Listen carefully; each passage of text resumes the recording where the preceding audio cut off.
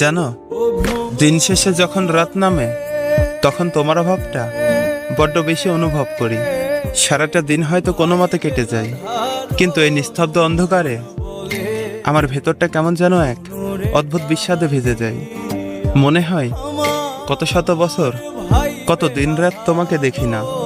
একটা মানুষের শূন্যতা যে কতটা হাহাকার তৈরি করতে পারে তা হয়তো আজ তোমাকে ছাড়া আমি প্রতি মুহূর্তে বুঝতে পারছি। আচ্ছা, সাইকোলজি নিয়ম তো বলে, কেউ যদি কাউকে ভীষণভাবে মনে করে তবে অন্য প্রান্তের মানুষটার মনেও নাকি অদৃশ্য টান অনুভব করে।